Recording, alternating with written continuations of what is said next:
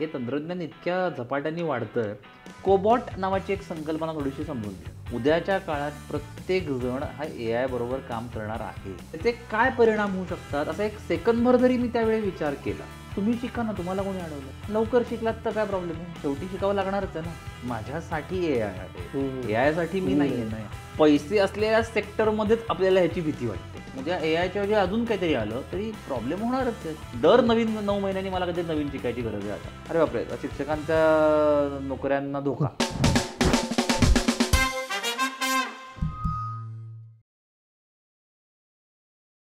नमस्कार, मी विपुल कदम. अबकडच्या या एपिसोडमध्ये तुम्हा सर्वांचं स्वागत करतो. आज आपल्यासोबत आहेत डॉक्टर अमेय पांगारकर, जे AI स्पेशालिस्ट आहेत, आणि आज त्यांच्याकडनं जाणून घेऊयात AI बद्दलचं अबकडं. मला पहिलाच प्रश्न तुम्हाला विचारायचा आहे की AI म्हणजे नक्की काय आणि त्याची सुरुवात कशी झाली? AI म्हणजे आर्टिफिशियल इंटेलिजन्स किंवा मराठीत कृत्रिम बुद्धिमत्ता, काही ठिकाणी त्याचा कृत्रिम प्रज्ञा अशा ठिकाणी त्याचा वापर झालेला आहे. एखादी गोष्ट मी न करता ती माझ्याऐवजी एखाद्या मशीननी करणं इतकं साधं सोपं म्हणता येईल. ओके. म्हणजे मला जे करायचं नाही आहे ते मी मशीन करवून घेणं, ही वृत्ती जर थोडी अजून मोठी केली आणि त्याला जरी गोंडस रूप दिलं तर जे काय होईल तेही याला म्हणता येईल. पण जसं मी आत्ता म्हटलं तसं की मी जर सतसत विवेक जागा ठेवून तसं करून घेत असेल तर ती चांगली गोष्ट झाली. कोणी त्याच्याकडे वेगळ्या पद्धतीने काहीतरी करून घेऊ शकत असेल. अजून थोडं मोठं केलं ह्याचंच रूप की ह्याचे होणारे परिणाम, दुष्परिणाम असे बरेच आहेत. या AIचेही वेगवेगळ्या ब्रांचेस आहेत किंवा याच्या वेगवेगळ्या फांद्या आहेत. एक झालं जनरेटिव्ह AI, म्हणजे जे आपण आत्ता सगळेजण ChatGPTच्या पिकानंतर आलेली अनेक पिकं आहेत त्याच्यात वापरतो. की मला ते बऱ्याचदा त्या अलादीनच्या चिराग सारखंच वाटतं की ओके, मला एक पांडा सायकल चालवतोय, मागणं इंद्रधनुष्य आहे, मागणं ट्रेन चालली आहे, पुढे पाऊस पडतोय, असं चित्र करून दे. हे म्हणल्या तिथे चित्र तयार झालं. चांगलं वाईट हे सोडून द्या, हे तयार झालं ऑप्शन सकट. त्याच्या ऑप्शन सकट. बरं, ते मला एडिटही करता येतं, ते मला अजून 10 गोष्टी करता येतात. जनरेटिव्ह आहे, मी काहीतरी सांगतोय माझ्यानुसार जनरेट करतो. बरोबर. दुसरं झालं की तुम्ही कसे आहात, तुम्ही आज नेटवर काय बघता, काय ऐकता, काय वाचता, या सगळ्यानुसार तुमचं एक परसेप्शन नेटवर तयार झालंय, ज्याला युजर स्टोरीज आम्ही असं म्हणतो. की तुमची एक युजर स्टोरी तयार झाली आहे. बरोबर. त्या युजर स्टोरीला, त्या युजर पर्सोनाला काय आवडेल, काय ऐकायला आवडेल, काय बघायला आवडेल, काय खरेदी करायला आवडेल, यानुसार तुम्हाला रेकमेंडेशन्स येतात. दुसरं एक आहे ओके, की तुम्हाला वैयक्तिक नाही, थोडक्यात आपल्याला अॅनलाइज करतो की याला काय काय आवडतं, तो डेटा तुमच्या काही गोष्टी सजेस्ट केल्या जातात. तुम्ही आता कोणाची तरी कार चालवताय आणि कोणाच्या तरी फोनवर खूप चिडून बोलताय, तर अचानक तो फोन ठेवल्या आपोआप युट्यूबवर किंवा तुमच्या दुसऱ्या ॲपवर एक गाणं लागतं जे तुम्हाला कदाचित शांत करेल किंवा अजून जास्त एक्साइट करेल, म्हणजे तुम्ही शांत व्हाल. ओके. हे तुम्ही सांगत नाही, तुम्ही कदाचित फक्त एक गाणं आधी जे काय ऐकत असाल तेच गाणं चालू राहील, पण ते गाणं संपल्यानंतर पुढचं जे गाणं लागतं इथे हे परत रेकमेंडेशन्स आणि अजून 10 गोष्टी आहेत. तुम्ही फक्त आता ई-कॉमर्स कुठल्याही प्लॅटफॉर्मवर गेलात आणि म्हणलात की मला जीन्स घ्यायची आहे, तर तुमच्याकडे काळ्या जीन्स किती आहेत, निळ्या जीन्स किती आहेत, इथपासून तुमचा साईज किती, तुमचा पाकिटाला काय परवडेल, इथपासून तुम्ही मागच्या कुठल्या ब्रँडची घेतली आहे, असा सगळ्या डेटा अनालाइज करून तुम्हाला 4 गोष्टींची यादी दिसते. त्यातला एक तुम्ही निवडता आणि कदाचित त्याच्या खास प्राईम डिलिव्हरीजमुळे ते लवकर येतंही घरी. तुम्हाला छान वाटतं की अरे बघा कसं सोपं झालं माझं आयुष्य. पूर्णपणे ट्रॅकिंग, थोडक्यात की म्हणजे डेटा हिस्ट्री, मी आधी काय मागवलं होतं त्याचा पूर्ण यूज करून तुमच्या समोर ते आणायचं. तर हाही एक वेगळ्या पद्धतीचा AI झाला. मी रोजच्या आयुष्यातले उदाहरणं घेतो, मग आपण औद्योगिक क्षेत्रात जाऊया. अजून काय, आता प्रेडिक्टिव्ह AI नावाचा एक प्रकार आहे. म्हणजे आपण गुगल मॅप्स वापरतो, मी अमुक ठिकाणाहून अमुक ठिकाणापर्यंत जाईल, तो नुसता मला नकाशा नाही दाखवत, तो हेही सांगतो की किती वेळ लागेल, प्रेडिक्शन देतो. बरोबर. किंवा मी आज असं आहे, काही स्मार्ट उपकरणं आलेली आहेत त्याच्यात आज मला हार्ट अटॅक येईल का नाही हेही प्रेडिक्ट करणारी काही आता यंत्र आपल्याकडे आहेत, स्मार्ट वॉचेस आहेत. सो हेही काय करतात की प्रेडिक्शन्स देतात. प्रेडिक्टिव्ह AI हाही एक वेगळ्या पद्धतीचा AI आहे. अजून थोडं मोठं केलं की मी काय बाबा, तुमच्या फोनमध्ये 1000 गोष्टी अशा आहेत की ज्या तुम्हाला देतात की तुम्ही रोज सकाळी समजा अमुक एका ठिकाणी एका वेळी ठरलेल्या वेळी तुम्ही जात असाल, तर तुम्हाला तुमचा फोन आता सांगतं की आता निघा घरनं, नाही तर उशीर होईल. ओके. की तुम्ही एका ॲपवरती एका पिक्चरचं तिकीट काढलं काय दुपारी 3 वाजता अमुक अमुक ठिकाणी जायला तर त्या दिवशी तुम्हाला तुमच्याच फोनमधलं एक AI असं पॉपअप देतं की अरे तुम्हाला इतक्या वाजता तिथे पोहोचायचं आहे, आत्ता तुम्ही इथे आहात, आत्ताच निघा. ओके. सो हे सगळे प्रेडिक्टिव्ह ते ऑर्गनायझेशन सारखं. अजून थोडं मोठ्या स्वरूपात गेलं की ऑटोमेशन नावाचं एक परत आपल्या आयुष्यात घडतात गोष्टी की माझ्या वाढदिवसाला मला अनेक ईमेल येतात. मला वाटतं की अरे कोणतरी मला एवढं विश करतात, इतक्या कंपन्यांना मला माझ्याबद्दल बरं वाटतं, तर तिथे माणसं नाहीये, तिथे ऑटोमेशन्स आहेत. ओके. ते ऑटोमॅटिक त्यांच्यात एक ठरलेली एक प्रोग्राम आहे, तो त्यावेळी घडतो. हेही परत एक AIचंच वेगळं स्वरूप आहे. हे माझ्या आयुष्यातला घडलं. त्याच्यानंतर आपण औद्योगिक क्षेत्रात गेलो की त्यावेळी ठरलेल्या वेळी तो रोबोटचा आम येणं, मग त्यांनी काहीतरी गोष्टी करणं. परत मगाशी मी म्हणलं होतं की एखादी गोष्ट जी माणूस करू शकतो आणि ती माणसाला करायची नाहीये किंवा माणसाच्या ऐवजी बरी करायची, म्हणजे चुका सुधारायच्या आहेत किंवा वजनं उचलायचे जी माणसाच्या क्षमतेच्या पलीकडचे, तिथे रोबोट्सचा वापर होतोच. तिथेच जर थोडासा इंटेलिजन्स असेल तर म्हणजे काय की आता बौद्धिक वजन उचलायची असेल तर म्हणजे आता शब्दच्छल म्हणून छान आहे, पण गंमत म्हणजे कसं होतं की आता मी नुसतं काहीतरी एक वजन उचलून एका ठिकाणी ठेवतो, पण तिथे ठेवायला जागा आहे का नाही. नुसतं उचलून ठेवणं इथे रोबोटिक ऍक्शन आहे, पण तिथे ठेवायला जागा आहे का नाही, हा इंटेलिजन्सही त्यांनी जर तिथे वापरला आणि तिथे ठेवायच्या ऐवजी थोडा वेगळ्या पद्धतीने ठेवला, अजून एक बॉक्स बसेल का. ह्या सगळ्या गोष्टींमध्ये पण आता परिभाषाच किंवा डेफिनेशनच बघायची झाली तर एक बऱ्याच त्यातली मजेची मला वाटणारी ती मुद्दामून सांगतो की मानवी कृतीची नक्कल करणं. एखाद्या प्रसंगी मानवाने काय कृती केली असती त्याची नक्कल करणं, चक्क नक्कल करणं, टू मिमिक, ही करणारी टेक्नॉलॉजी म्हणजे आपण AIला म्हणू शकतो. सुरुवात कधी झाली होती तर साधारण म्हणजे त्याचे परत हेवे दावे आहेत आपल्याकडे. असं काहीतरी एखादी गोष्ट पॉप्युलर झाल्यावर त्याच्यावरती अशा गमती होतात, पण सर्वसामान्य मानला गेलेला भाग आणि इतिहास बघितला तर जेव्हा दुसरं महायुद्ध चाललं होतं तेव्हा एका गणितज्ञाला ब्रिटनमध्ये चर्चिलनी त्याच्या सैन्यात सामील केलं होतं आणि तो नंतर संगणक क्षेत्रात त्यांनी खूप मोठी क्रांती केली. प्रोफेसर ॲलन ट्युरिंग नावाचा हा माणूस, की त्यांनी एक बेसिक टेस्ट केली की तेव्हा निर्माण केली होती की समजा धरून चाला की एका खोलीत माणसांना बसवलं आणि एका खोलीत संगणकाला बसवलं आणि तुम्ही एका प्रश्न विचारला तर दोघेंची उत्तरं सेम आहेत का. जर असतील तर माणूस जे करतोय तेच काम संगणक करू शकतो. तसंच्या तसं ही ट्युरिंग टेस्ट म्हणून खूप पॉप्युलर तेव्हापासून अजूनही ती वापरली जाते बऱ्याच ठिकाणी. तर या माणसानी हिटलर जे काय एकमेकांना वॉरफेअरमध्ये मेसेजेस पाठवत होता ते डिकोड करायला एक यंत्र बनवलं. ते यंत्र असं होतं की ते रोज आपोआप स्वतःची वाढ करत अजून 10 गोष्टी अनालाइज करत 4 गोष्टी करायला लागला. आणि याच मशीनच्या संदर्भात या ॲलन ट्युरिंग नावाच्या माणसाने 50 साली एका फेमस चॅनलला दिलेल्या एका इंटरव्ह्यूमध्ये, तो अजूनही आजही युट्यूबवर आहे, त्यात त्यांनी वापरलेला शब्द होता की मशीन्स विच कॅन थिंक. आणि इथपासून या सगळ्या प्रकाराची उकल झाली असं म्हणायला हरकत नाही. आणि पुढे मग बऱ्याच जणांनी याच्यात त्यांचा हातभार लावला, बऱ्याच संशोधकांनी त्याच्यावरती काम केलं. पण तसं बघायला गेलं तर सुरुवात किंवा याचं बीज किंवा हा शब्द हा साधारण त्या आसपासचा आहे असं म्हणायला हरकत नाही. ओके. म्हणजे असं कोणी एका व्यक्तीने इन्व्हेंट केलं असं डेट आणि पेटंटच नाही असं नाही, असं म्हणता येणार नाही. कारण आपण याच्याकडे अजून तो बऱ्याच जणांना तो समज तसा आणि तो बरं झाला हा या निमित्ताने दूर करण्याची संधी मिळाली की आपण ह्याच्याकडे अजूनही एक टेक्नॉलॉजी किंवा एक प्रॉडक्ट असं इतक्या सीमित नजरेने बघतोय. हा खरं तर प्लॅटफॉर्म आहे. म्हणजे मी तुम्हाला विचारलं तर इंटरनेटचा शोध कोणी लावला हे सांगणं किती अवघड आहे. कारण इंटरनेट हा प्लॅटफॉर्म झाला, त्याच्यावर अनेक जणांनी अनेक गोष्टी करत करत करत मग त्याच्यावर ऑनलाईन बँकिंग आलं, त्याच्यावर ॲप्स आले, त्याच्यात गेमिंग आलं, त्याच्यात ईमेल्स आले, त्याच्यात अजून 10 गोष्टी आल्या आणि पण शेवटी हा प्लॅटफॉर्म झाला. तसं AI हा प्लॅटफॉर्म आहे.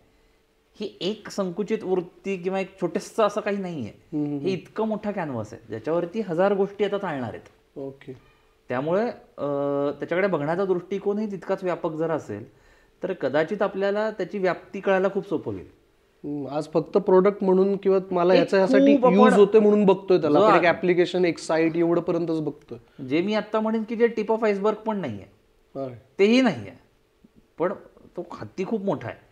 आपण त्याच्याकडे तितक्याच एका बाजूने आदराने आणि तितकी त्याची मोठी व्याप्ती लक्षात घेऊन जर बघितलं तर ते खूप जास्त सोपं पडेल. आता इंटरनेटचा जेव्हा उदय झाला तेव्हाही लोकांची याच्याकडे बघण्याचा दृष्टिकोन हा कदाचित तितकाच संकुचित असेल. कारण इमॅजिनेशन जिथे येतात तिथे परत लिमिटेशन्स आहेत. सगळ्यांना सगळ्या गोष्टी तितक्या इमॅजिन करता येतील, प्रत्येकाची तेवढी पातळी असेल. कारण ज्ञान हे प्रत्येक क्षेत्रात तितकं सगळ्यांना असेलच असं नाही, पण ते नसताना हे किती मोठं ह्या विचार करू शकण्याची जी पातळी आहे ही तेव्हाही कदाचित तितकीच असतील. आता ओव्हर द पिरियड आपण इतकं इंटरनेट वापरत गेलो की आता जवळपास अन्न वस्त्र निवारानंतर पुढचं काय तरी इंटरनेट असेल, वायफाय इंटरनेट. हा म्हणजे त्याच्याशिवाय आपण जगू शकत नाही. ह्या लेवलपर्यंत ते आपल्या म्हणजे अगदी काय पेशीमध्ये गेलं असं म्हणायलाही हरकत नाही.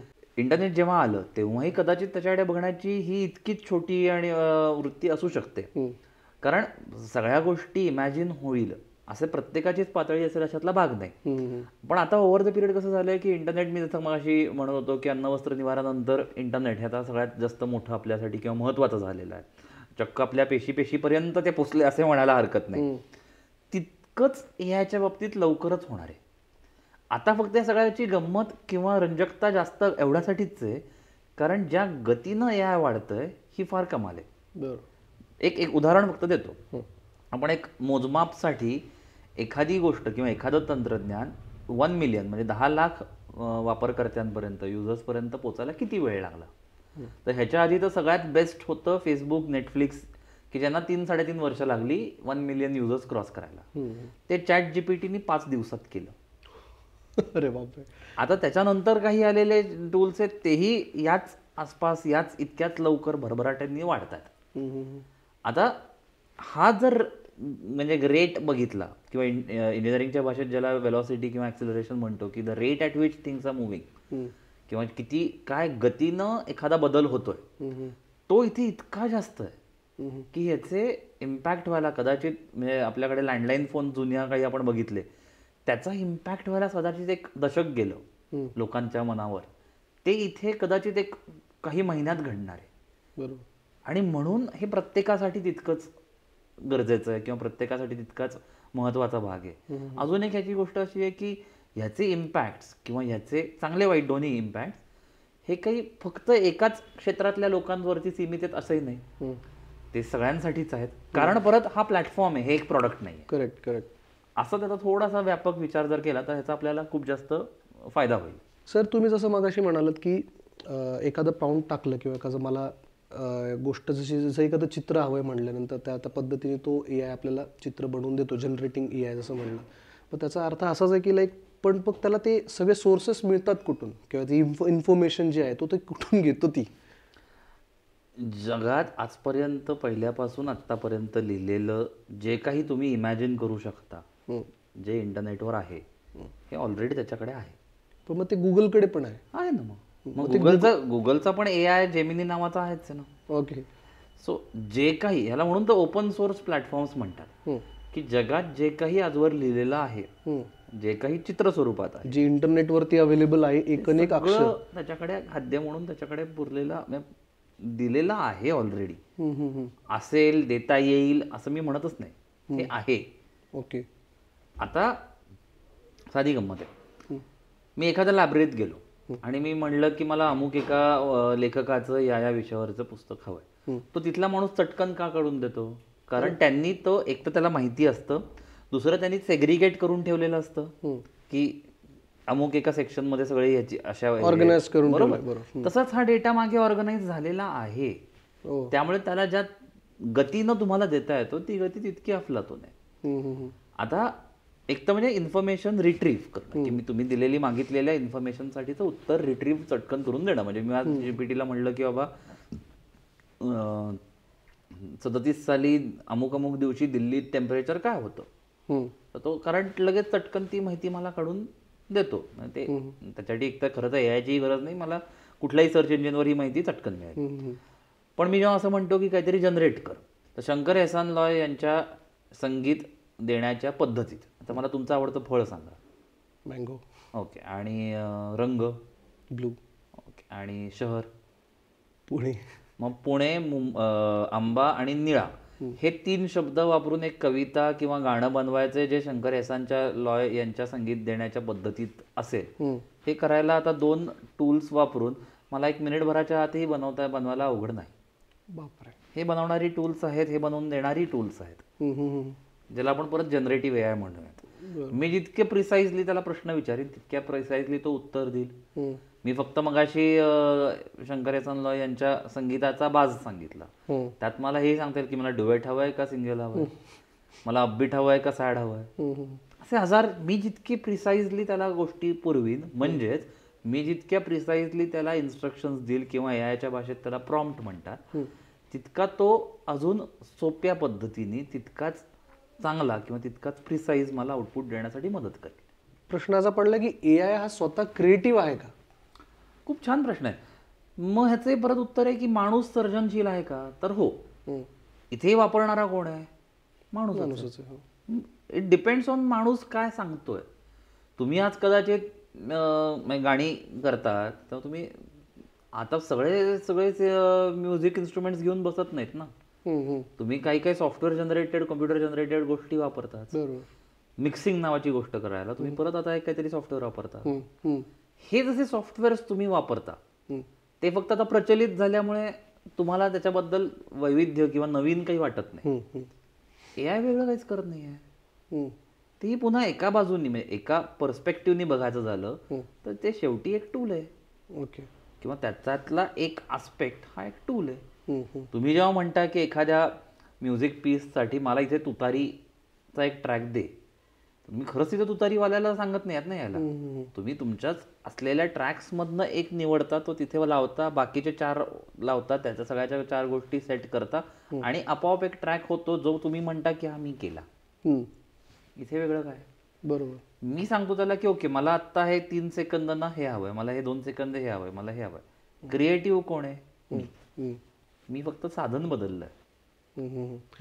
पण मग त्याला जोडून मला असा प्रश्न पडला की जसं मध्ये आता आपण एआय जेव्हा खूप व्यवस्थित छान आता लोकांपर्यंत पोहोचलं, त्याचा एक व्हायरल लाईक असं पण झालं की एआय सोर्सिंग वापरतं एक आर्टिस्टनी केलेल्या गोष्टींचं, जसं तुम्ही म्हणले चित्र आहे. मग तेव्हा तो कॉपीराईट विषय येतो की मग तेव्हा जर समजा एखादी गोष्ट एआय वरती इतकी सहज प्राउंट आणि मला हे हवंय म्हणून जर मिळते, तीच गोष्ट एका आर्टिस्टला सांगितल्यानंतर तो ग्राफिक डिझायनर किंवा तो ग्राफिक जो काही डिजिटल पेंटिंग करत होता त्याला करण्यासाठी त्यासाठी पैसे मिळायचे. ते आता एआय त्याच्यासारख्याच आर्टिस्टचं एखादं आर्टवर्क उचलून ते जर आपण इथे 2 गोष्टींची गल्लत करतोय, म्हणजे 2 ह्या गोष्टीच वेगळ्या आहेत. ओके, थोडं मोठं उत्तर होईल या प्रश्नाचं. पण एक बाजू काय आहे की आपण टेक्नॉलॉजी बेस्ड काहीतरी करणं.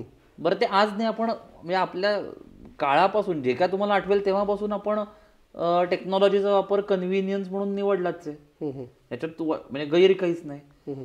आधी आपण सगळ्या गोष्टी हाताने उचलून इकडे तिकडे करायचो. मग तो इंडस्ट्रीमध्ये तो बेल्ट आला, तो टेक्नॉलॉजी म्हणून आपण मान्य केला. मग इलेक्ट्रिसिटी आली, ती आपण मान्य केली, अरे माझा कन्व्हिनियंट आहे. आता तुम्ही चालत का नाही जात सगळीकडे, तुम्ही गाडी ही कन्व्हिनियन्स म्हणून मान्य केली. बरोबर. सोय नावाच्या ब्लँकेट खाली ती आपण छान म्हणून टाकली. ती चांगली खरंच सोय आहे का, की त्याचे होणारे दुष्परिणाम याच्याबद्दल आपण नको आता बोलायला. तसंच इंटरनेट आलं, मग तुम्ही वाचणं बंद केलं, पुस्तकं वाचणं बंद केलं. आता किती झालं की आता टू सर्च याला समानार्थी शब्द म्हणून आपण गुगल म्हणतो. म्हणजे ही गोष्ट आपण आपल्या आयुष्यात केलीच ना. बरोबर. तसंच आज एखादी गोष्ट मी एखाद्या अमुक माणसाला सांगणं की अरे तुम्हाला असं असं चित्र बनवून दे, तर तो ते चित्र अजूनही हाताने काढणार आहे का? तोही डिजिटलच करणार आहे. बरोबर. मग मी त्याच्या अमुक एका सॉफ्टवेअरच्या ऐवजी अमुक एका सॉफ्टवेअरला दिलं. गल्लत होती अशी की आपण माणसाला म्हणजे एआय हा माणसाचा शत्रू आहे असंच म्हणून बघतोय. तो स्पर्धक शत्रू अजिबातच नाही, तो साथीदार आहे.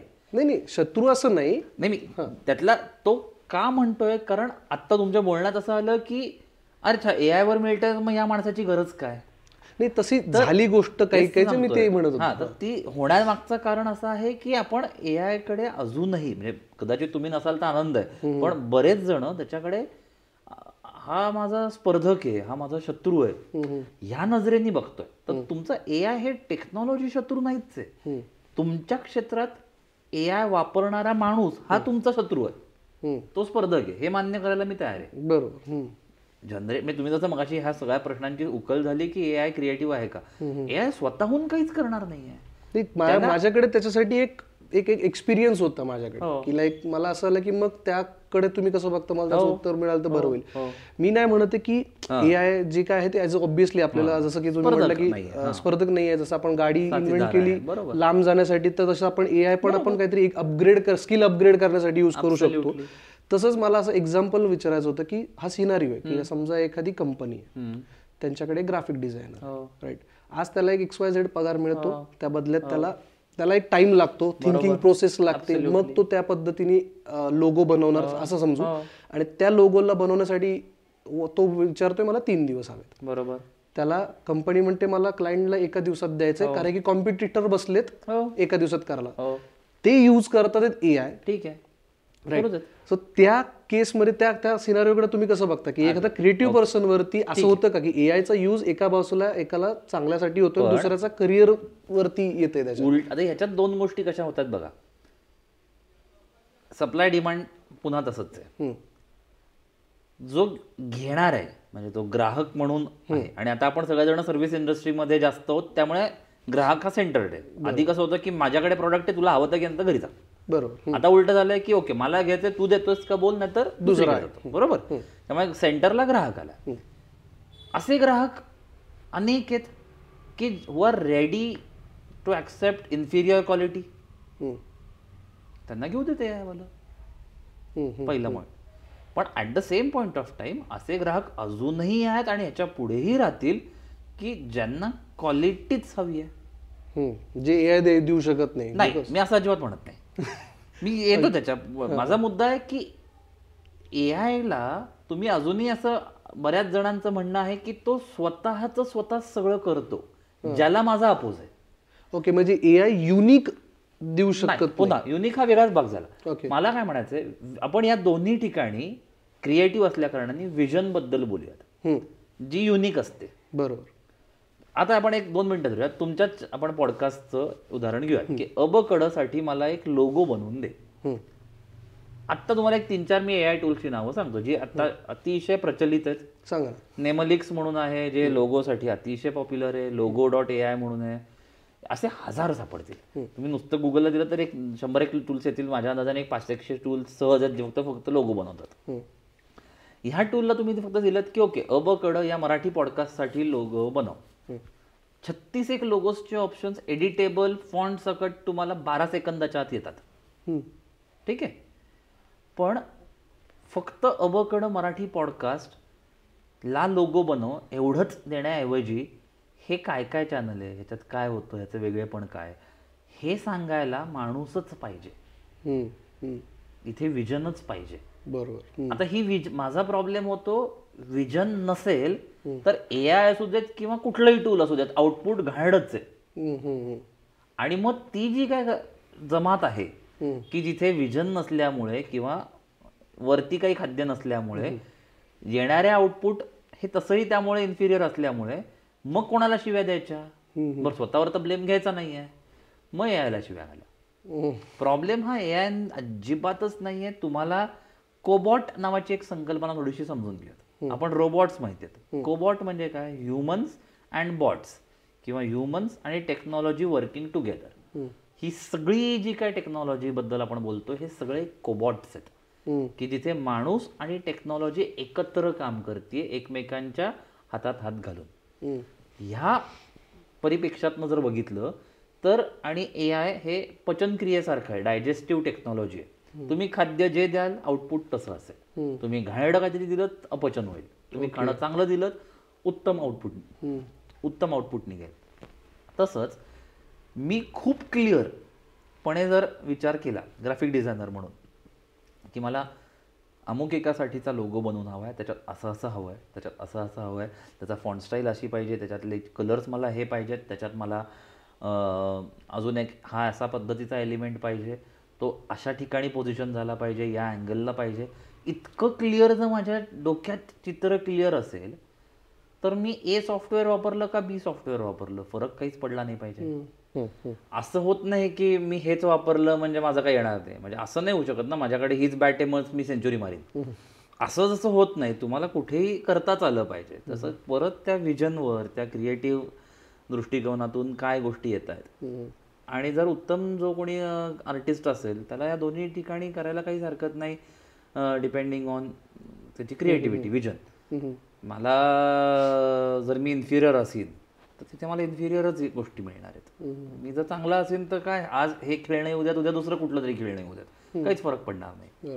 त्यालाच धरून मला असं मगाशी जर तुम्हाला म्हटलं की असं बोललं जातं की लाईक बऱ्याचशा इन्फ्लुएन्स, आता मी पण त्या बाबतीत इन्फ्लुएन्स थोडासा झालो होतो, पण आत्ता रील्सवरती म्हणा किंवा कुठे पण जसं ए आय आल्यामुळे काही लोक म्हणतात की क्रिएटिव्हली लोकांचे काही जॉब पण गेले, आणि तसंच दुसऱ्या बाजूला ए आयमुळे जॉब अपॉर्च्युनिटी वाढल्या सुद्धा. बरोबर. सो त्याकडे तुम्ही कसं बघता? आणि मग समजा ज्यांचे जॉब गेलेत ए आयच्यामुळे किंवा लॅक ऑफ नॉलेजमुळे, सो त्यांना स्किल डेव्हलपमेंटसाठी किंवा अपग्रेडेशनसाठी तुम्ही काय ॲडवाईस कराल? टेक्नॉलॉजीमुळे काही ना काहीतरी स्थित्यंतरं झाली आणि जॉब्स आले गेले, हे परत खूप काळापासून आहे. हे परत काय आत्ताच झाल्यातलं अशा भाग नाही. थोडं काही काळापूर्वी आपण गेलो, एक 15-20 वर्ष, तर इंटरनेट आलं, संगणक आले म्हणून आता नोकऱ्या जाणार, अशी एक आरडाओरड बोंब होतीच.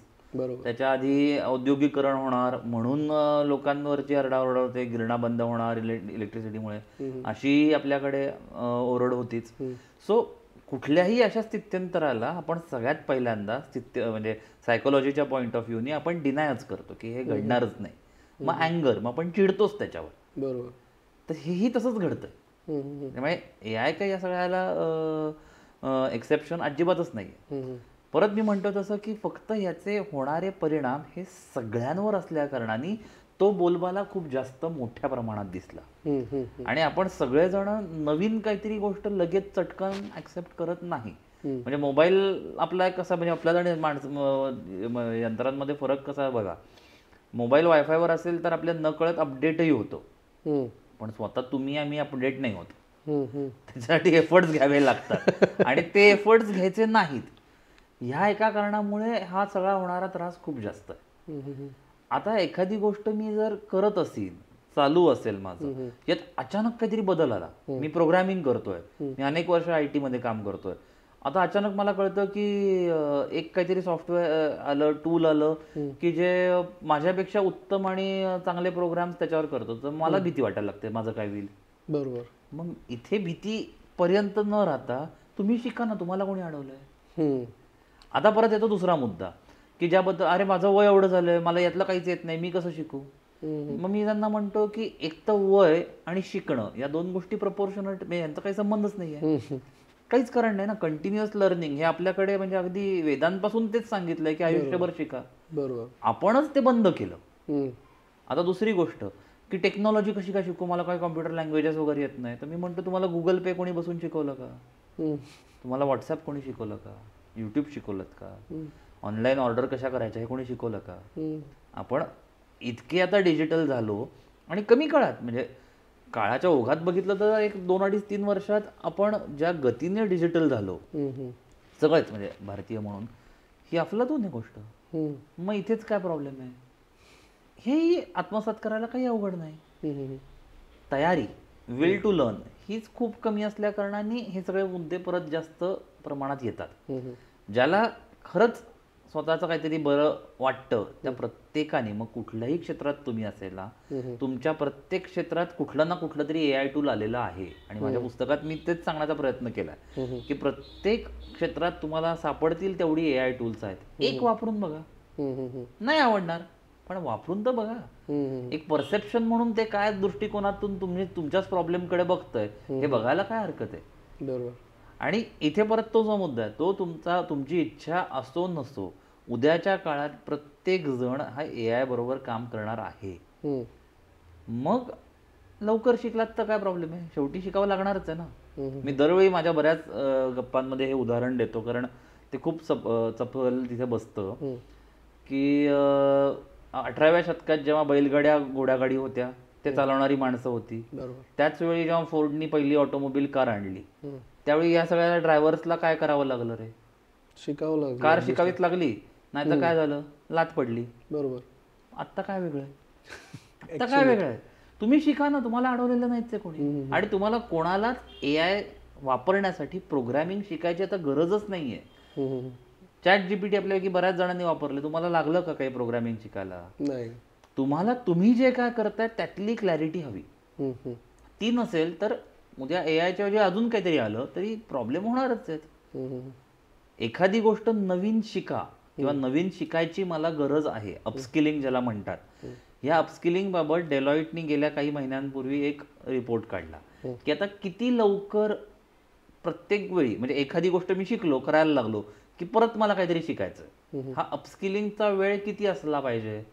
तर डेलॉइटच्या मते आता सध्या तो 9 महिन्यांचा पाहिजे. इतक्या कमी वेळात ते आलेलं आहे की दर 9 महिन्यांनी मला काहीतरी नवीन शिकायची गरज आहे. आता दर 9 महिन्यांनी मला काहीतरी नवीन शिकायची गरज आहे, मी कुठल्याही हुद्द्यावर असे ना.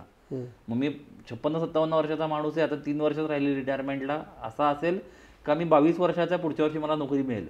या दोघांसाठी हे नियम सारखे आहेत.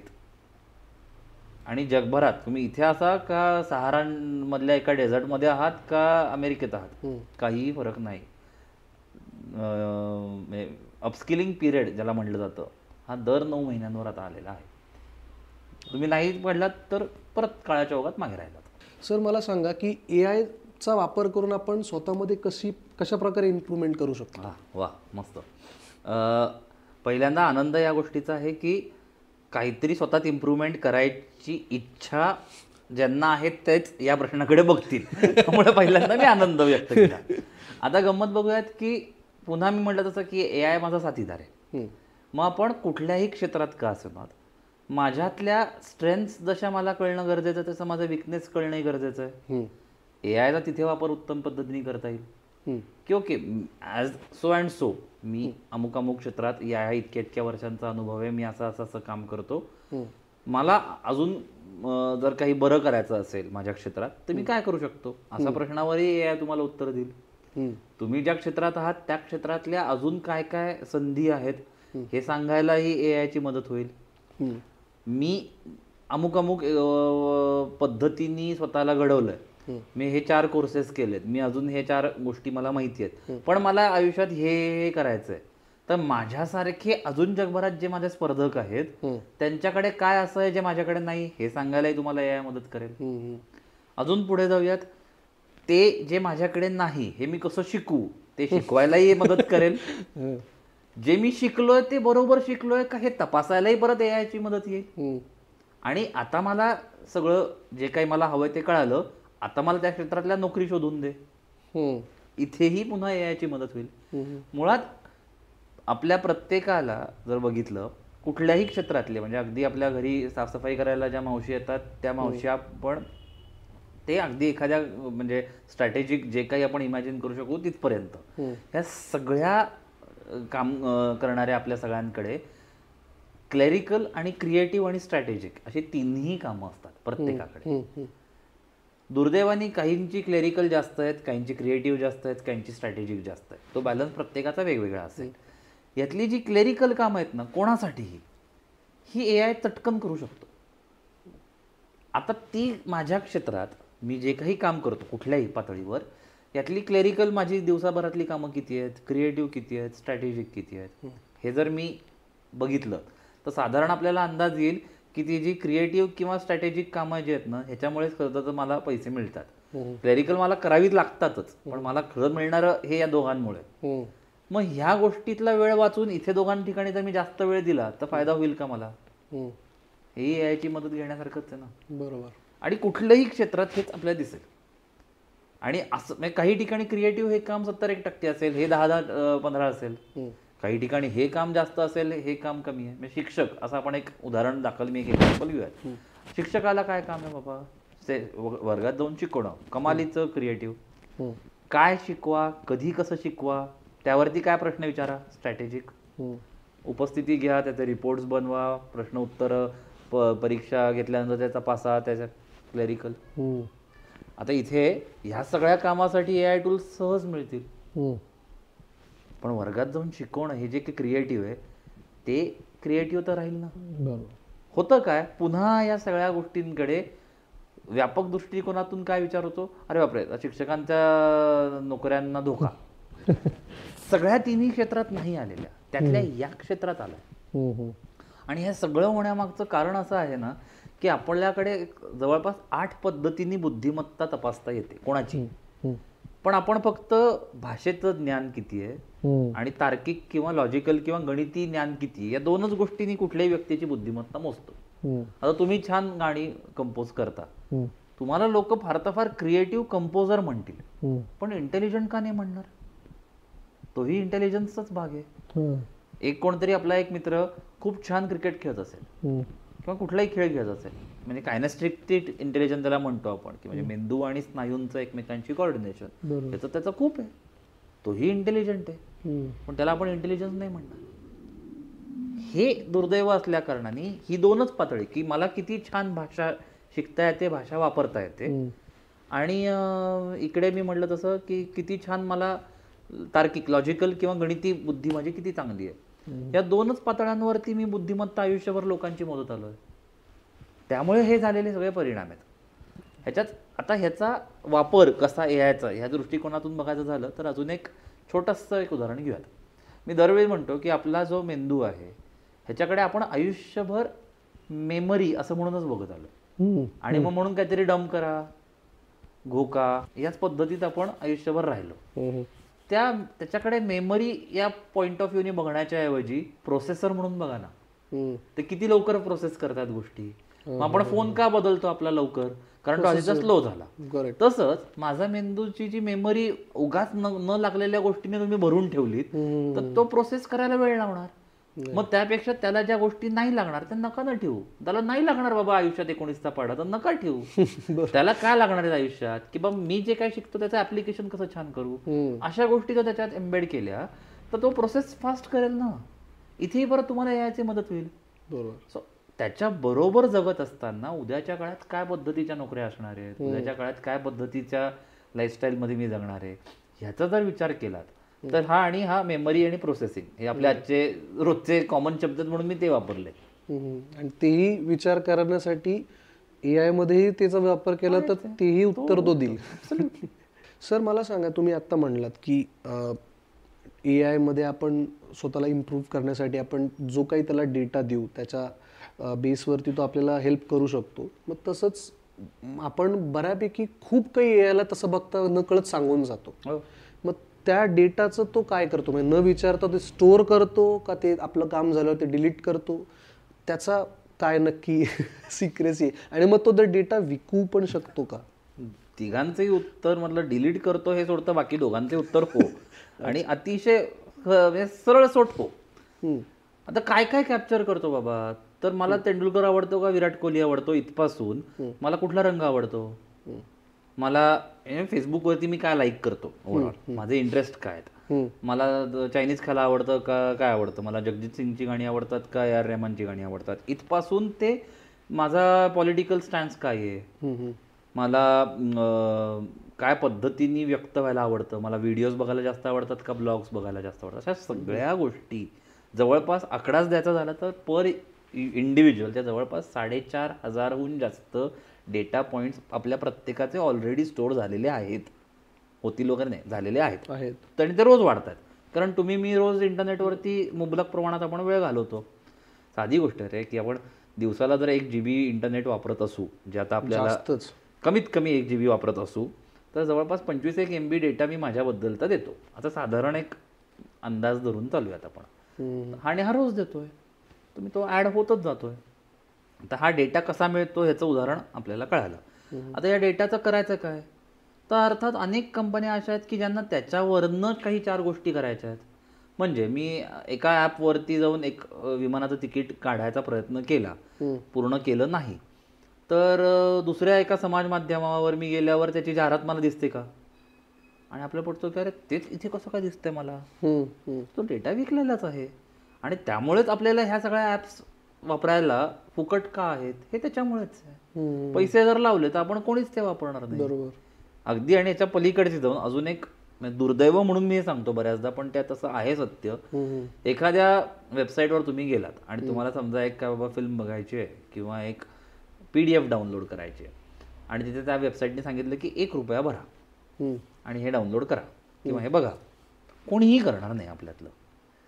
पण त्याच वेबसाईटने विचारलं तुम्हाला की हां हे सगळं बघायचं आहे ना, बघा, पण तुमचं नाव, नंबर आणि फोन नंबर, ईमेल ID द्या, सगळे देऊन टाकतील. म्हणजे माझ्या लेखी माझा ईमेल ID, माझा मोबाईल नंबर, माझं नाव हे 1 रुपयापेक्षा कमी आहे रे. आणि हे दुर्दैव आहे, त्याची व्हॅल्यूच मला कधी कळली नाही. आता ह्या सगळ्या पद्धतीने मी तो सगळा डेटा स्वहस्ते स्वखुशीने दिल्यामुळे ह्या ॲप्सनी तो वापरला, त्याच्यात त्यांच्या बाजूने तरी गैर काय. मीच माझं लोकेशन आयुष्यभर मला ऑन ठेवायचं आहे ना.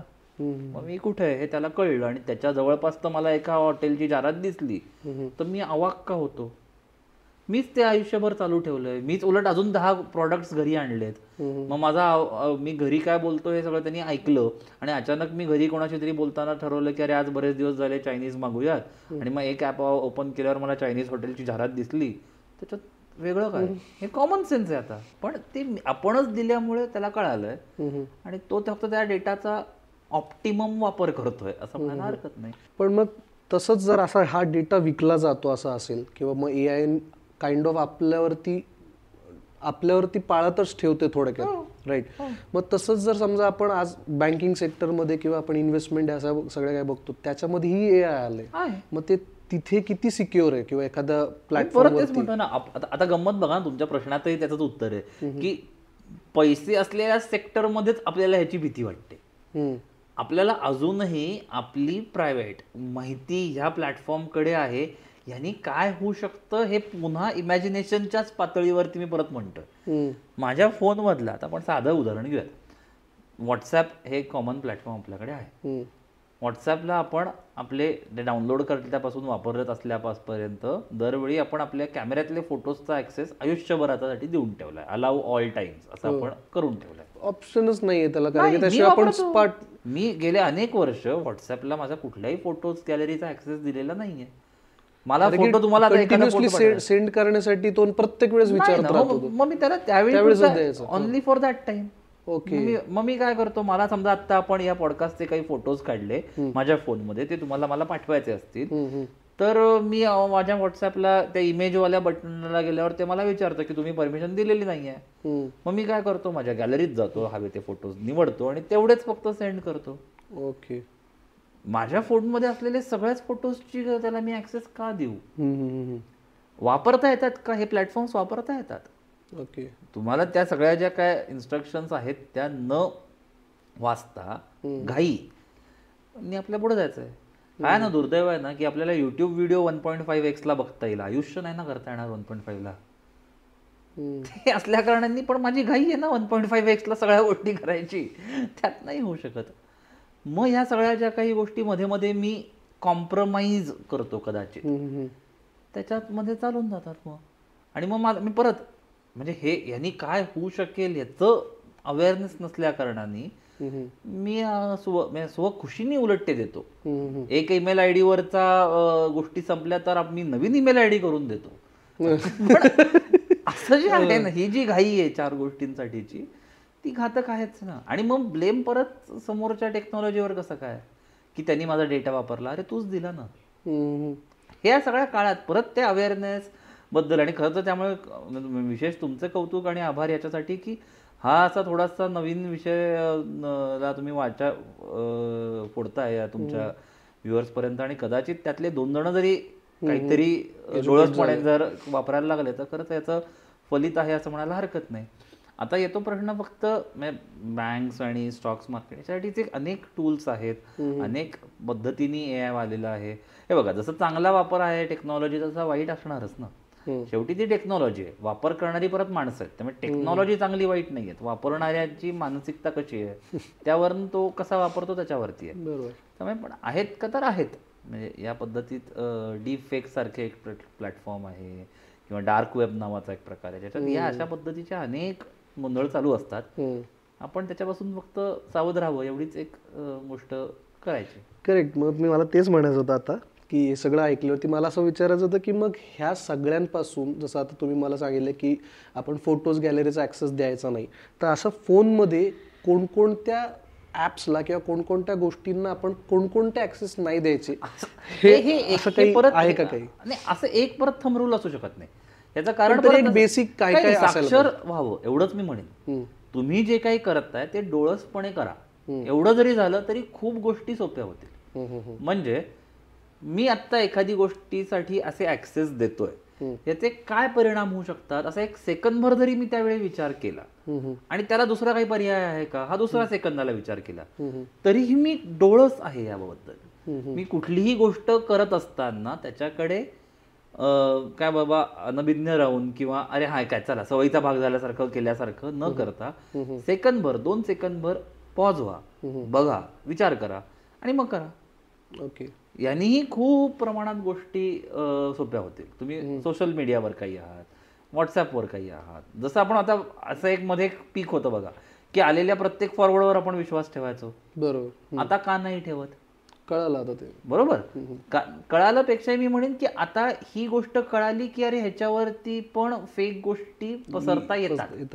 ह्या गोष्टीची जाणीव झाल्यामुळे कुठेतरी कुठलाही मेसेज वाचताना मनात एक शंकेची पाल चुकचुकते की अरे हे खरं आहे का? तेवढंही खूप आहे. बरोबर. तेवढंही खूप आहे. या कुठल्याही प्लॅटफॉर्मवरती काहीही करत असताना ही मनात शंकेची पाल जरी चुकचुकली की अरे हे जे काय करतो हे बरोबर चाललंय ना, तर आपोआप मी थोड्याशा डोळसपणे ह्याच्याकडे बघितलं तरीही तेवढी सावधगिरी असेल तरी मी म्हणेन की जवळपास या सगळ्याचं प्रमाण बऱ्यापैकी कमी होईल. मग पुढची गोष्ट येते की मी जे काय करतोय ते सिक्युअर्ड ॲप्स आहेत का, ते सिक्युअर्ड वेबसाईट्स आहेत का. मग अजून पुढच्या अशा पातळ्या वाढत जातील. पण कमीत कमी अरे याच्यात असं काही नाही ना एवढं तरी बघा. कुठलेही करत असताना रिव्ह्यूज आहेत आजकाल, रेटिंग्स दिसतात, त्या बघा, त्या वाचा. त्यांनी बऱ्यापैकी प्रमाणात तुम्हाला या सगळ्यापासून सावध राहता येईल. गंमत बघून ना की आपल्या सगळ्या गुंतवणुका, आपले सगळे पैसे ज्या बँकेत आहेत त्या बँकेबद्दल आपल्याला फार काळजी वाटते. पण आपणच दिलेल्या डेटामुळे तिथे काय काय काय काय होऊ शकतं याबद्दल आपल्याला काहीच वाटत नाही. आणि तीच गंमत आहे. साक्षरता मी जे म्हणतोय किंवा अवेअरनेस मी म्हणतोय ना की हा इथेच आहे परत की मी आपसूक एक माहिती दिलेली असते. म्हणजे गंमत बघूयात की मला कार घ्यायची आहे, ह्याच्यासाठी मी नेटवर जाऊन शोधायला लागतो. चक्क मला काही मिनिटात फोन यायला लागतात की लोन हवा आहे का. हे कसं काय झालं बाबा. तर मीच दिलेला एक डेटा ह्याच्यानी झालेलं एक इम्प्लिकेशन म्हणजे तो मला हे घ्यायचंय हे कळालं, मला फोन आला. मग उद्या इन्शुरन्सवाल्यांचे येतात, मग उद्या अजून 10 गाड्या विकणाऱ्यांचे येतात. कसं काय सर्किट झालं, रिसेल कारवाल्यांचं पण अजून ते सगळं चालू झालं. असंच आपल्या गुंतवणुकींच्या बाबतीतही आहे. तुम्ही एक पद्धतीचं काहीतरी करायला लागतं, आपोआप हे सगळं सर्किट चालू होतं. तुम्ही कार घेतली की तुम्हाला मग घरात विकणाऱ्यांचे फोन येतात, तुम्हाला मग अजून लाईफ इन्शुरन्स हवा आहे का त्याचे फोन यायला लागतात. हे सगळं अख्खं सर्किट एकमेकांना म्हणजे तू पण सुखी राहा, मी पण सुखी राहतो, आपण एकमेकांना मदत करत राहू या पद्धतीचा आहे असं म्हणायला हरकत नाही. ओके सर, तुम्ही जसं म्हणतात की आजच्या दररोजच्या वापरात आपण एआयचा वापर करतो, तर मग ह्याच्यावरती आपण किती अवलंबून राहायला पाहिजे आणि त्याला काही रिस्ट्रिक्शन पण असायला पाहिजे का? अर्थात अवलंबून राहायला पाहिजे का, तर परत म्हणजे वेगवेगळे त्याच्यात हे आहेत. एक जस्ट फक्त एक मजा म्हणून आपण गंमत बघूयात. आपण बऱ्याच जणांनी आता विमानां प्रवासाबद्दल आपल्याला माहिती असतं आणि आपल्याला ही संज्ञा आता बऱ्यापैकी माहिती आहे की तो जो कोणी चालवणारा पायलट आहे तो एका हाईटला गेल्यावर ऑटो पायलटला गोष्टी टाकतो. म्हणजे काय तर इव्हेंच्युअली एक टेक्नॉलॉजी ते विमान उडवत असते. बरोबर. इंटेलिजंट सिस्टीम एक विमान उडवते. असं जर असेल आणि मग बऱ्याचदा असं आपण असंही आकडे आहेत की जवळपास एक 80-90% विमानाचा प्रवास हा ऑटो पायलटद्वारे करता येतो, होतो, वेगवेगळे आहेत. हे एका बाजूला. पण आता मी जर म्हटलं की 100% तुमचं विमान आता AI उडवणार आहे आणि तुम्हाला त्याच्यासाठी काय बाबा 15-20% जास्त डिस्काउंट मिळेल. पायलट माणूस नसणार आहे, विमान अख्खं AIने उडवलं जाईल. 90% उडवतोच ना ऑटो पायलट. आपण बसू कर त्याच्यात का? 90% उडवतो, 10%च तर काय प्रॉब्लेम आहे. ही जी भीती आहे ना, हेच ह्याचं उत्तर आहे की पूर्णतः रिप्लेस करणं किंवा पूर्णतः त्या AIला आपण स्वाधीन होणं हे घातक आहे, हे भीतीदायक आहे. पण आपोआप कदाचित काही काळात आणि मला काही वर्षातही म्हणायला हरकत नाही, असं होऊ शकतं की काही बाबतीत आपण 100% AIवर रिलाय झालोत, काही बाबतीत 90% होऊ, काही बाबतीत थोडं कमी होऊ. आणि हा आज या प्रश्नाचं आपण खरंच आपल्या लिमिटेशनमुळे तो काळ आपल्याला इमॅजिन करता येत नाहीये, पण हे होऊ शकतं. 100% सगळ्या गोष्टींमध्ये आपण अवलंबून होऊ का याचं माझं परसेप्शन नाहीये, पण काही गोष्टींमध्ये व्हायला हरकत नाही. जसं की मी मगाशी जसं कारकुनी काही कामाबद्दल बोलत होतो, तर असे काही सेक्टर्स असू शकतात ज्याच्यात 100% आपण AI बद्दल बोलू शकतो. जसं आता एखादी गोष्ट शोधा, याच्यासाठी आपण गुगल या गोष्टीला इतके ऍक्सेप्ट झालोत किंवा इतकं आपल्या मनात ते रुळलंय, तसं काही ठिकाणी होईलही. 100% आपण will completely rely on AI. कदाचित त्यावेळी जी काय पिढी असेल त्यांच्यासाठी असेल की हे असंच असतं ना, अशा काळातही आपण हीच पद्धत आहे. बरोबर. म्हणजे आता एखादी गोष्ट मी म्हणलो की शोधा, तर नेटवरच शोधा. आता वेगळं सांगावं लागत नाही ना. मी लहान असताना काही शोधत होतो तर नव्हतंच, काहीतरी विचारायला लागायचं. आता गुगल हीच पद्धत आहे. बरोबर. त्यामुळे असं काही बाबतीत होईल, सगळ्या बाबतीत होईल का मला नाही वाटतं. त्याच्यापेक्षा पलीकडचा जो प्रश्न होता की रेग्युलेशन्स बद्दल याला काही रिस्ट्रिक्शन्स असावेत का, 100% असावेत. 100% असावेत. आपण 1-2 उदाहरणं फक्त घेऊयात. ड्रायव्हरलेस कार ही परत एक AIचं एक क्रिएशन आहे. उद्या या कारनी कोणाला तरी उडवलं रस्त्यात, रिस्पॉन्सिबिलिटी कोणाची?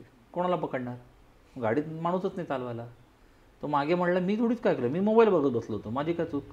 बरं, गाडी ज्यांनी डिझाईन केली त्या माणसानं म्हटलं की अरे ह्याचे लाखभर गाड्या विकल्यात, तुमच्या गाडीत काय केलं, माझा काय संबंध? रिस्पॉन्सिबिलिटी कोणाची? नाही उत्तर. So responsible use of AI असं काहीतरी डिफाईन करावं लागणार आहे. बरं, ते नुसतं जगभरासाठी एक डेफिनेशन असून चालणार नाही, त्याला कॉन्टेक्स्च्युअल आस्पेक्ट्स पण पाहिजेत की ओके भारताच्या दृष्टीने काय आहे, या वयोगटाच्या दृष्टीने काय आहे, या वयोगटाच्या दृष्टीने काय आहे, असे कॉन्टेक्स्च्युअल रेफरन्सेस पण त्याला लागतील. आता ते नाहीत. ह्याचं कारण असं आहे की हे ठरवणार कोण आणि हे कशा अंडर येईल, ह्याच्यावरती लॉज कुठले येतील, ह्याबद्दलच असलेली दुमत किंवा याबद्दलच असलेली संदिग्धता, यामुळे या सगळ्या गोष्टींची ऍक्च्युअल उकल या पॉइंट पर्यंत आपण नाही पोहोचू शकलो. कितपत रेग्युलेट करायचं अजून पुन्हा तेच आहे ना की आता तसं सेन्सर हा एक मुद्दा आपण घेऊयात की आधीपर्यंत शिवाय चालत नसायच्या, आता चालतात. हा, किंवा OTTला सेन्सर नाहीत. बरं, अरे तेच पिक्चर्स आहेत ना, बघणारा तोच आहे ना. बरं, मी मोबाईलवरच पिक्चर बघतो ना आता, मग कसं ठरवणार? एकाला नाही एकाला आहे. पण आता ते रेग्युलेट करायला माझ्याकडे मी तोटका आहे ते नाहीये, माझ्याकडे ते बघायचा दृष्टिकोन वेगळा आहे. बरं, जसे आपण म्हणतोय की ओके सेन्सर नको, ही बाजू पण तितकीच महत्वाची आहे की अरे हो, म्हणजे मला जे काय व्यक्त करायचं त्याच्यावरती तुम्ही गाळा का घालता. करेक्ट. हाही जसा विचारसरणी आहे तशीच ही पण आहे की नाही असलं पाहिजेत. तसंच इथेही आहे की रेग्युलेशन्स पाहिजेत का, तर हो पाहिजेतच ना, डेफिनेटली पाहिजेत. नाही तर काही हाहाकार पण होऊ शकतो. जसं आपण आता हे सगळं चांगलं जनरेटिव्ह किंवा प्रोडक्टिव्ह AI बद्दल बोलतो, तसं तो डिस्ट्रक्टिव्ह होऊ शकतो. तो त्याच्यावरती त्याला आळा पाहिजेच, पण ठरवणार कोण की हे जनरेटिव्ह आहे आणि हे डिस्ट्रक्टिव्ह आहे? मग ती समाज माध्यमं आहेत, माणसं आहेत, सरकार आहे का अजून काहीतरी वेगळंच आहे, का उद्योगपती ज्यांनी ह्याच्यात पैसा घातलाय, हे अवघड आहे ठरवणं. मग ॲटलिस्ट वापर करताना मी पुन्हा त्याच्याकडेच येतो सारखं माझं की मी वापर करताना टेक्नॉलॉजी बनवली आहे, मी वापरणार आहे, तर मला हवी तशी किंवा मला जी सुरक्षित वाटते त्या पद्धतीने वापरावी. सर, तुम्ही जसं म्हणता की AIचा आता यूज वापर लोकांचा आता वाढला आहे आणि तो ऑप्शनच नाही आहे, राईट? त्याच याच्यावरती मला असं वाटतं की लोक AIचा मल्टिपल आणि मॅक्झिमम वापर करत करत आळशी होऊ लागलीत असं वाटतं का तुम्हाला, की होतील? झाली आहेत असे म्हणायला हरकत नाही. पण पुन्हा परत मला AI या एकमेव गोष्टीकडेच त्याचं बोट दाखवावं असं नाही. टेक्नॉलॉजी सगळं अख्ख्या आणि परत ते म्हणजे पूर्वापार आहे ना. कार आपण का चालवतो, गाडी का चालवतो, नका चालू, त्यांनी आळशीच झालो ना, नका चालू. बसून म्हणजे बैठी जीवनशैली जी काय झाली आहे ती ओव्हरऑल या टेक्नॉलॉजीमुळेच झाली आहे. त्या सगळ्यामध्ये ही एक फक्त नवीन गोष्ट आहे. म्हणजे ही एकच गोष्ट काय कारणीभूत आहे अशातला भाग नाही. आपण ऑलरेडीच आळशी आहोत आणि आळशी असल्या कारणाने अजून या आळशी मनस्थितीतलेच मला काहीतरी आवडतं म्हणून मला AI आवडलंय, जे माझं काम सोपं करतं. बरोबर. आता परत मी मगाशी तुम्हाला 2 उदाहरणं सांगितली बघा की भाषा आणि तार्किक किंवा गणिती काही गोष्टी ह्याच गोष्टींमध्येच ए आयचा तुम्हाला जास्तीत जास्त वापर दिसेल. उद्या तुम्हाला ए आय क्रिकेट नाही ना खेळणार. माझ्याऐवजी जाऊन जिमला जाऊन ये रे, हे नाही करणार. माझ्याऐवजी स्वयंपाक कर रे, नाही होणार. ते ह्या ते काही प्रॉडक्ट्स येतील की बाबा काय बाबा 4 गोष्टी त्याच्यात होतील, पण ती सगळी जी प्रक्रिया आहे ह्या गोष्टी तर नाही ना होणार. त्यामुळे कुठे हे वापरायचं आणि कुठे वापरू नये हा परत कंट्रोल तुमच्या हातात आला ना. म्हणजे फोन तुमच्याकडे आहे, तुमच्या हातात टीव्हीचा रिमोट आहे, काय बघा काय नका बघू हे परत तसं आहे ना. जसं फोन आहे, कसा वापरा, काय वापरा, किती वापरा हे आपल्या हातात आहे ना. एक जण जर काय 24 तास त्याच्यावर असेल तर त्याचे होणारे दुष्परिणाम जास्त आहेत. पण काय 15-20 मिनिटं अर्धा तास जर तो दिवसातला त्याच्या कामापुरता वापरत असेल तर त्याचा काही त्रास नाही, त्याची उलट मदत होईल. बरोबर. ए आय कुठपर्यंत वापरा तुमच्या आयुष्यात आणि ए आय वर किती, जसं मगाशी आपण अवलंबून राहा, हे होत असताना मी माझ्या जर काही भावभावनाच विसरलो तर मानवी व्हॅल्यू मला टिकायच्याच आहेत ना, त्या टिकवाव्याच लागतील. शेवटी माझ्यासाठी ए आय आहे, ए आय साठी मी नाही आहे ना, हे तर कंट्रोल कळलाच पाहिजे. ओके, शेवटचा एक प्रश्न जो मला पडला होता की कोणतंही एक क्रिएशन केलं जातं त्याचा काहीतरी एक पर्पज असतो, तसं तुम्हाला ए आयचा मागे काय पर्पज होता असं वाटतं? ए आय क्रिएशनच्या मागे काय पर्पज होता असं वाटतं? फारच अवघड आहे. का माहिती का, थोडासा जरा वेगळ्या पद्धतीने उत्तर द्यायचा प्रयत्न करतो. आपल्या सगळ्यांना ना स्वतःची ओळख झाली आहे का हा माझा मेन प्रश्न आहे. मी स्वतः इथे का आहे ही स्वतःची ओळख आपल्याला आहे का, तर कदाचित ते कळत नाही, म्हणजे नाही असं वाटतं बऱ्याचदा. कारण वेगवेगळ्या ठिकाणी वेगवेगळ्या कंपन्यांसाठी जेव्हा इंटरव्ह्यूज घेतो आणि तर साधा प्रश्न असतो ना, डिस्क्राईब युअर सेल्फ, स्वतःची ओळख करून दे, तर नाही जमत लोकांना. आणि मग नंतर असं वाटायला लागतं की अरे तुला स्वतःला तूच कळलं नाही तर बाकीच्यांचं काय घेऊन बसलास. ए आयच्या बाबतीत बोलायचं झालं तर गंमत कशी आहे की माझ्या मते ते ना अगदी म्हणजे एका बाजूला पाण्यासारखं निखळ आहे की त्याच्यात तुम्ही काय टाका ते तसा त्याचा रंग घेईल, आणि दुसऱ्या बाजूला ते इतकं असं अंगावर येण्यासारखं आहे, इतकं ते त्रास देण्यासारखं आहे की ह्याच्याशी तुम्हाला इतकी त्याची जवळीक निर्माण होईल आणि नंतर मग त्याच्या वाचून काहीच करता येणार नाही, अशीही त्याची बाजू आहे.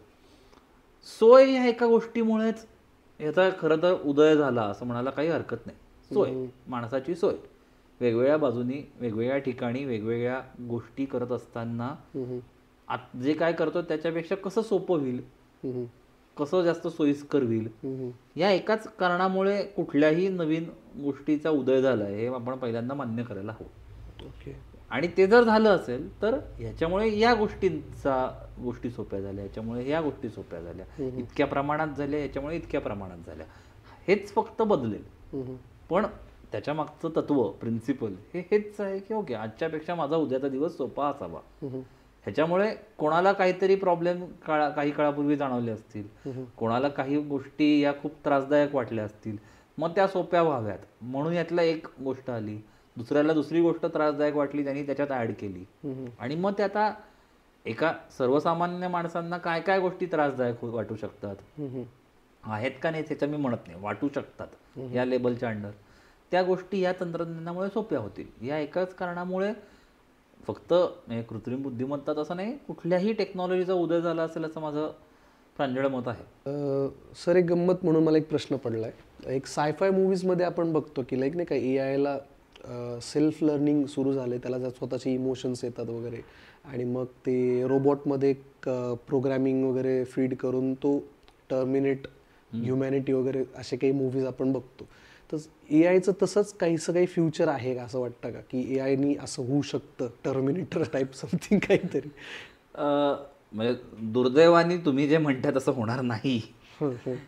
थेरॉटिकली काही गोष्टी आहेत, त्या पद्धतीने काही रिसर्च पण चालू आहे, पण मला नाही वाटत तसं काही होऊ शकेल. कारण याही पद्धतीने बघायला गेलं गोष्टी की किती जरी झालं तरी काही गोष्टी ए आय नाही करू शकणार, लिमिटेशन्स त्याच्या बऱ्याच आहेत.